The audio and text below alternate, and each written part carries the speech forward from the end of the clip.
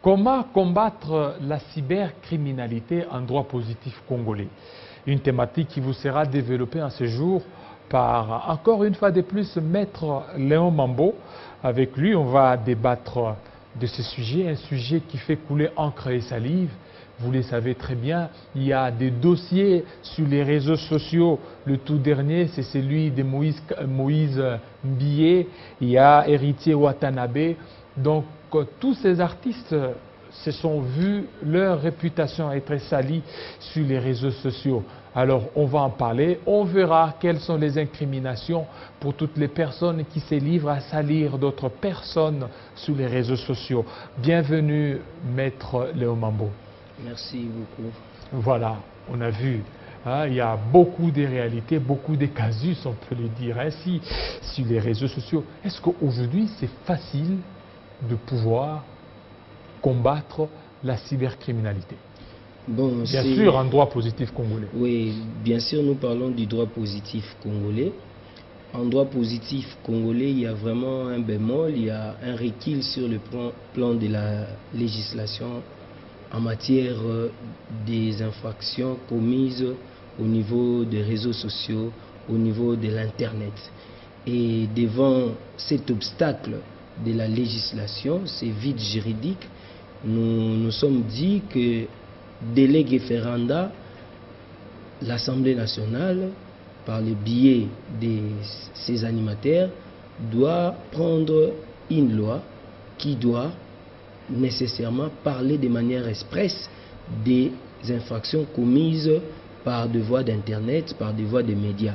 Mais alors, il y a certaines infractions de manière dispersée et éparpillée qui condamnent des actes qui sont directement soumis au public. Nous pouvons en citer comme l'infraction d'outrage aux bonnes mœurs. C'est quoi l'outrage aux bonnes mœurs? Parce qu'aujourd'hui, on est en train de voir, avant que vous ne répondiez à la question d'outrage aux bonnes mœurs, la publication des vidéos obscènes. Est-ce que c'est ça l'outrage aux bonnes mœurs? Tout à fait. Et nous devons savoir, les mœurs sont dynamiques. Ça dépend d'un contraire à un autre. En droit congolais, ces vidéos-là sont outrageantes. Ça tique la moralité, ça tique le mœurs. On va condamner qui? La personne qui publie ou la personne qui fait l'objet de la publication? Bon, vous le savez, la Constitution parle de la confidentialité, du secret de la vie privée d'une personne. Et lorsqu'on étale la vie privée d'une personne, on est aussi infracteur, on a commis une infraction. Et dans ce cas, la personne qui, non plus par sa propre volonté, ces images sont sorties aux yeux de tout le monde, lui aussi est dans cet emballage-là. Donc, la loi donne de manière éparpillée des infractions. Donc, à ce moment-là, on poursuit aussi la personne qui a étalé la vie privée d'une personne et on poursuit aussi les auteurs qui, par inadvertance ou par ignorance ou par erreur, ont soumis les actes-là au public. Est-ce que le fait de se filmer dans des moments intimes constitue aussi une infraction? Non, non. Il n'y a pas une législation quant à ça, mais le fait de publier ces actes-là devient une infraction.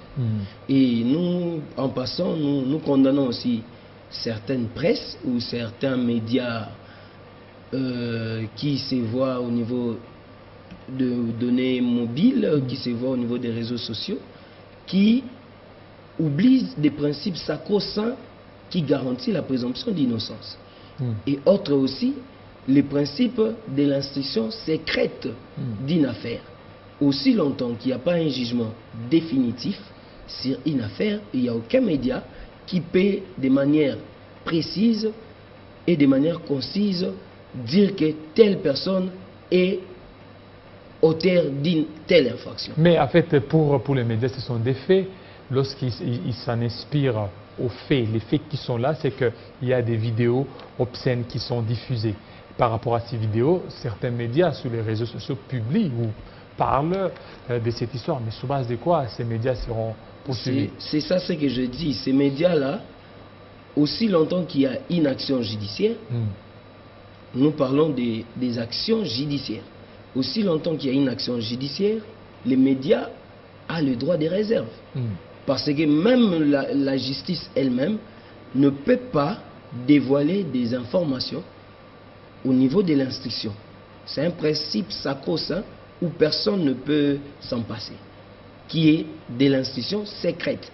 Et pendant l'instruction, on ne peut pas biaiser l'enquête en dévoilant déjà des informations.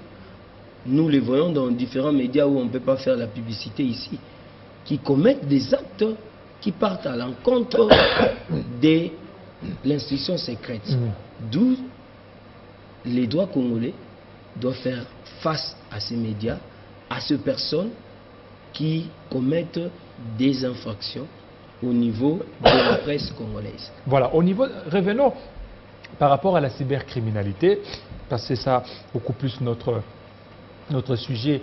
D'ailleurs, ça défraye beaucoup plus la chronique congolaise, que ce soit sur le plan national ou sur le plan international. Revenons au niveau de la publication des images obscènes. Nous sommes en train d'assister ces derniers temps à des scènes qu'on n'a jamais vécues, qu'on n'a jamais vécues depuis que excusez, qu'on n'a jamais vécu. Est-ce qu'aujourd'hui, ces personnes sont traduites devant les instances judiciaires? Sur base de quoi elles seront vraiment jugées? Parce qu'il n'y a pas une législation à cette matière-là.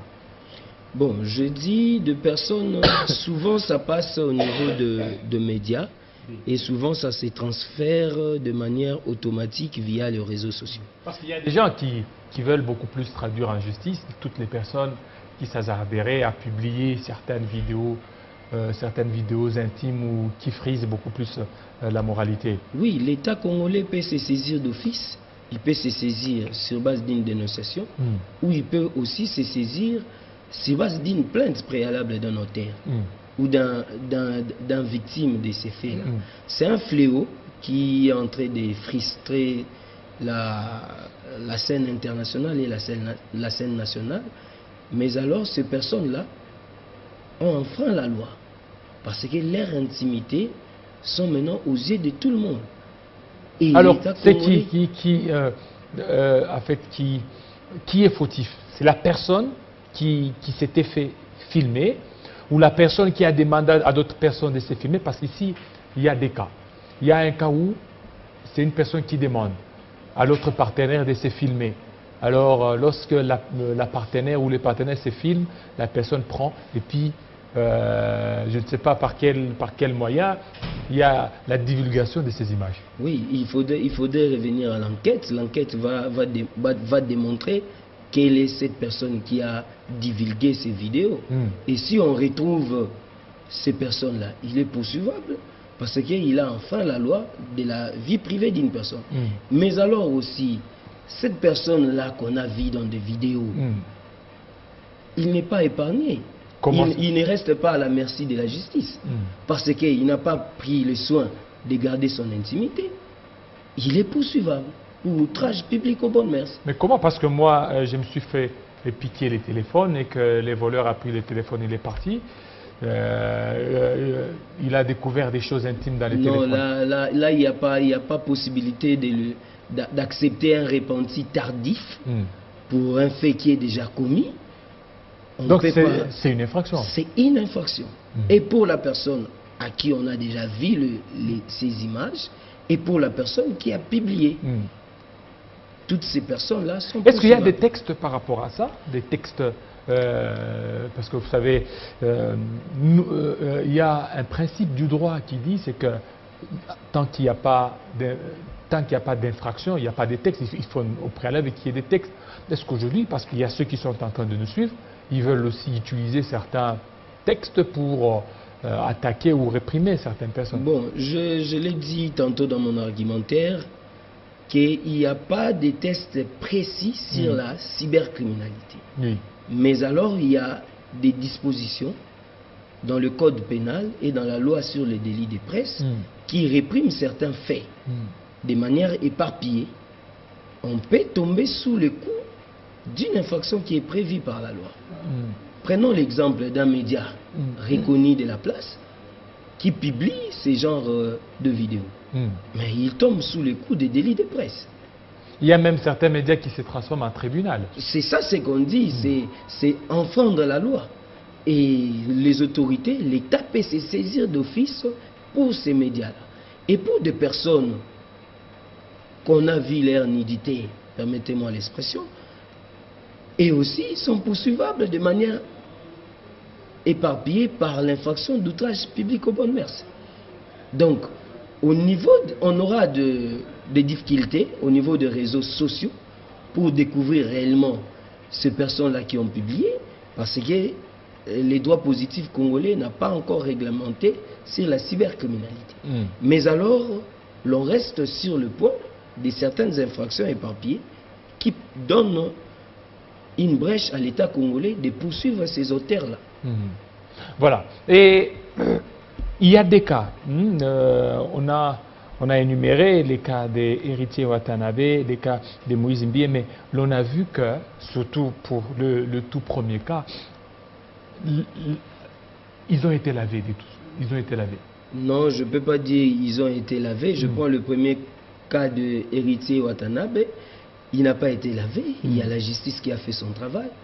Vous le savez, en matière d'infraction, il y a un principe aussi qui est constitutionnel, qui dit que la liberté est la règle, la détention en est l'exception. Monsieur héritier Watanabe a été poursuivi. Et on lui a auditionné. Et au besoin, la justice, sur base de ses demandes, il n'a pas été lavé parce que je n'ai pas encore écouté la justice parler d'un classement définitif du dossier. C'est un dossier qui reste pendant au niveau de la justice. Au moment opportun, la justice va continuer déjà son instruction. Parce que là aussi, il y a aussi outrage. C'est pour cette raison que la justice s'est saisie. La justice s'est saisie de cette affaire.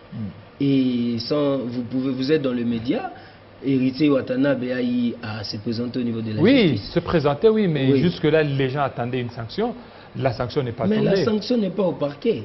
Et la sanction n'est pas seulement que vous soyez arrêté. Vous pouvez vous présenter au niveau du tribunal tout en étant en liberté. Et en plus, ce sont de parents.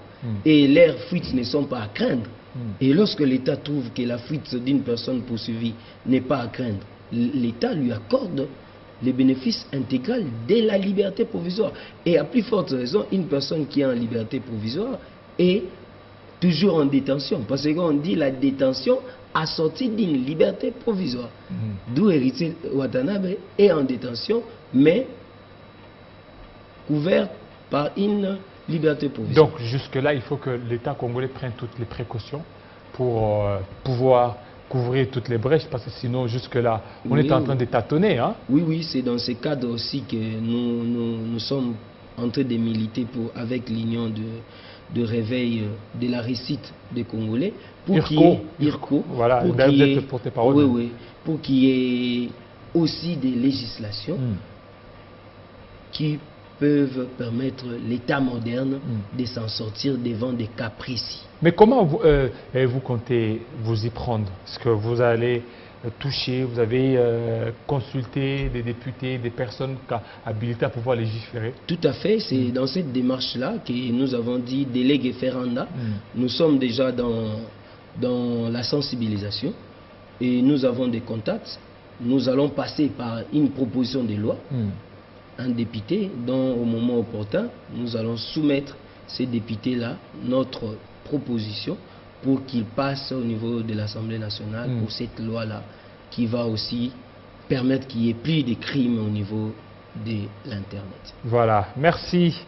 Merci beaucoup, Maître Léon Mambo, pour pouvoir nous éclairer sur la cybercriminalité face aux droits positifs congolais. Est-ce qu'on peut dire que le droit est lacunaire sur cette matière? Les droits n'est pas lacunaire parce que les droits n'ont pas encore eu de position. Les droits est muet à l'heure actuelle. Nous sommes devant un vide juridique. Mais lorsqu'il y a ce vide juridique, c'est quoi la conséquence? C'est ça, l'État congolais va prendre certaines infractions de manière éparpillée. Donc, là, on va assimiler certaines infractions. Non, on n'assimile pas. Oui. La loi pénale est de stricte interprétation. On n'assimile pas. Ces faits-là sont pas légiférés sur le plan d'Internet, mais sont légiférés sur le plan du droit positif congolais. Oui, sur le plan top, mais il y a un vide. Oui, il y a vide sur la cybercriminalité, mais sur des faits commis en tant que tels, ces faits-là restent des faits infractionnels.